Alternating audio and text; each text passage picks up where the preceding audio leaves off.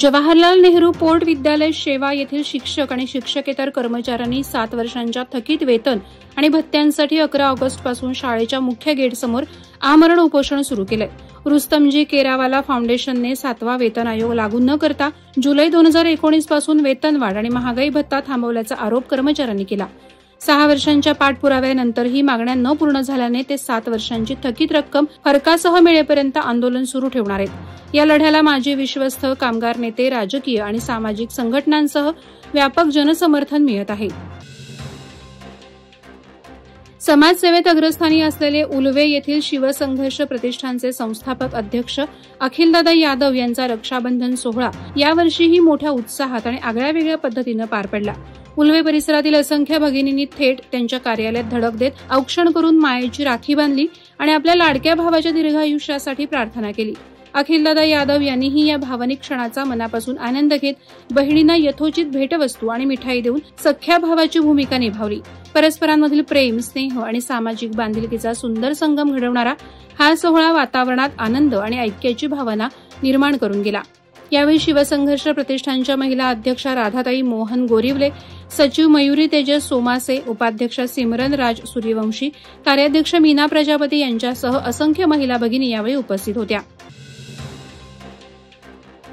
वरसे रोहा येथील Lilavati institute of hotel मॅनेजमेंटला police उपाधीक्षक रवींद्र दौंडकर यांनी सदिच्छा भेट देऊन विद्यार्थ्यांना मार्गदर्शन केलं. संस्थापक उदय कोंडे आणि सेक्रेटरी प्रतिभा कोंडे यांनी त्यांचं स्वागत केलं. चंद्राबाई कोंडे ट्रस्टद्वारे चालवलेले हे कॉलेज कोकणातील विद्यार्थ्यांना दर्जेदार प्रात्यक्षिक आणि नोकरीस उपयुक्त शिक्षण पुरवते. दौंडकर यांनी विद्यार्थ्यांना स्वतःच्या सुरक्षिततेची जाणीव ठेवण्याचा सल्ला देत कोकणातील अधिकाधिक विद्यार्थ्यांनी येथे प्रवेश घेऊन उज्ज्वल भविष्य घडवावं असं आवाहन केलं. या कार्यक्रमास मोठ्या संख्येने विद्यार्थी, शिक्षक वर्ग आणि कर्मचारी उपस्थित होते. कर्जत तालुका वीज ग्राहक संघर्ष समितीनं वारंवार होणाऱ्या वीज खंडित समस्यांबाबत महावितरणला निवेदन दिलं. मागील वर्षीच्या आंदोलनातील काही मागण्या अद्याप पूर्ण न झाल्याबद्दल नाराजी व्यक्त करण्यात आली. ग्राहकांच्या परवानगीशिवाय स्मार्ट मीटर जबरदस्तीने बसवण्याचा प्रयत्न केल्यास ठेकेदार आणि कर्मचाऱ्यांवर गुन्हा दाखल करण्याचा इशारा देण्यात आला. सततच्या वीज खंडितमुळे नागरिक आणि व्यावसायिक आणि उद्योजकांचे आर्थिक नुकसान होत असल्याने गणपती उत्सव काळात 24 तास अखंड वीज पुरवठा करण्याची मागणी करण्यात आली. मुंबई पुणे रस्त्यावरून चौक हद्दीत प्रवेश करणाऱ्या दत्त मंदिर रस्त्याची अतिशय वाईट अवस्था झाली. त्याची तातडीनं दुरुस्ती करावी अशी मागणी जनतेतून होत आहे. सध्या चौक बाजारपेठेमधील रस्ता आणि गटार यांची बांधणी सुरू असून अनेक वादविवादातून हा रस्ता पूर्णत्वास येताना दिसत आहे. स्थानिक लोकप्रतिनिधी, समाजसेवक, ग्रामस्थ, पोलीस, व्यापारी, ठेकेदार यांच्या प्रयत्नाने हा रस्ता मार्गी लागत असताना मुंबई पुणे रस्त्यावर चौक शहरात प्रवेश करणाऱ्या दत्त मंदिर रस्त्याची अतिशय दयनीय अवस्था झाली. अंदाजे 100 मीटर अंतर असणारा हा रस्ता वर्दळीचा आहे. खोपोली येथे आंतरराष्ट्रीय मांजर दिवस मोठ्या उत्साहानं साजरा करण्यात आला. यावेळी मांजर प्रेमींनी आपल्या मांजरांसह उपस्थिती लावली. दरवर्षीप्रमाणे खोपोली येथे श्रीकृपा अॅक्वेरियम आणि पेट केअर सेंटर येथे विविध कार्यक्रमांचं आयोजन होतं. दिवसभर चाललेल्या या कार्यक्रमात शेकडो मांजर प्रेमींनी आपल्या लाडक्या मांजरासह सहभाग घेतला. या निमित्तानं मांजरांसाठी विविध नामांकित कंपन्यांकडून मोफत फूड सॅम्पल्स, सप्लिमेंट्स आणि अन्य आकर्षक भेटवस्तू देण्यात आल्या. मांजरांच्या आरोग्य, आहार आणि सुदृढतेसाठी पशुवैद्यकीय तज्ज्ञांकडून मार्गदर्शन देखील करण्यात आलं. पनवेल तालुका पोलिसांनी CEIR पोर्टलचा प्रभावी वापर करून लाखो रुपये किमतीचे 19 चोरीस गेलेले किंवा हरवलेले मोबाईल हस्तगत करून मूळ मालकांना परत केले. पोलीस आयुक्त मिलिंद भारंबे यांच्या मार्गदर्शनाखाली सुरू असलेल्या या मोहिमेत आतापर्यंत सुमारे 12 लाख रुपये किमतीचे 96 मोबाईल शोधून मालकांकडे सुपूर्त करण्यात आले.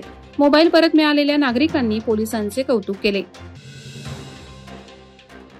पनवेलजवळ मुंबई एक्सप्रेस रोडवर ट्रक चालक झोपलेला असताना ट्रकमधील 2,82,000 रुपये किमतीचा माल चोरणाऱ्या दोघा आरोपींना पनवेल तालुका पोलिसांनी तांत्रिक तपासाच्या आधारे ताब्यात घेतलं. झायेद मुस्तफा फारुकी आणि कैस मुस्तफा राईन, दोघे वय 19, राहणार तुर्भे स्टोअर, झोपडपट्टी, नवी मुंबई यांच्या ताब्यातून फॅब्रिक रोल्स, कॉफी पावडरच्या 25 गुण्या आणि 10 बॉक्स असा चोरीचा मुद्देमाल हस्तगत करण्यात आला. एकूण 2,82,000 रुपये किमतीचा माल जप्त करण्यात आलाय. ही कारवाई वरिष्ठ पोलीस निरीक्षक गजानन घाडगे यांच्या मार्गदर्शनाखाली पथकानं केली. जागतिक आदिवासी दिनानिमित्त कार्यक्रमात कमलाकर काष्टे यांनी वर्षभरात आदिवासी समाज भवन उभारण्याची ठाम मागणी केली. अन्यथा समाजाचा पाठिंबा काढून घेण्याचा इशारा खासदार धैर्यशील पाटील आणि आमदार रविशेठ पाटील यांच्या उपस्थितीत दिला. कार्यक्रमाला आदिवासी समाजातील विविध संघटनांचे पदाधिकारी आणि मोठ्या संख्येनं बांधव उपस्थित होते। आमदार रविशेठ पाटील यांनी मागील 2 दशकात समाजाच्या स्थितीत झालेला आमूलाग्र बदल, शासनाच्या योजना आणि अर्थसंकल्पातील 9% वाट्याचा उल्लेख करत समाजाने एकसंघ राहून प्रगती साधावी असं आवाहन केलं। जागतिक पर्यावरण दिनानिमित्त खोपोलीतील रघुनाथ वामन दिघे शाळा क्रमांक 3, लाल बहादूर शास्त्री शाळा क्रमांक 14 आणि हिंदी माध्यमिक विद्यालय रहाटवडे येथे वृक्ष लागवड आणि परसबाग कार्यक्रम समाजसेवक आणि वृक्षप्रेमी अॅडव्होकेट आकाश सोनवणे यांच्या पुढाकारानं पार पडला। शहरात अनेक वर्ष विविध प्रजातींची झाडं लावून त्यांचं संगोपन करणाऱ्या सोनवणे यांच्या या उपक्रमाचं मान्यवरांनी कौतुक केलं। यावेळी मुख्याध्यापिका हर्षदा वारे यांच्या वाढदिवसानिमित्तही वृक्षारोपण करण्यात आलं। शाळेसमोरील पटांगणात वृक्षारोपण करून कार्यक्रम उत्साहात संपन्न झाला। वादळवारा लाईव्हसाठी न्यूज ब्युरो, रायगड। नवी मुंबई व रायगड जिल्ह्यातील ताज्या बातम्या आणि घडामोडींसाठी सबस्क्राईब करा वादळवारा लाईव्ह चॅनल आणि दाबा बेल आयकॉन।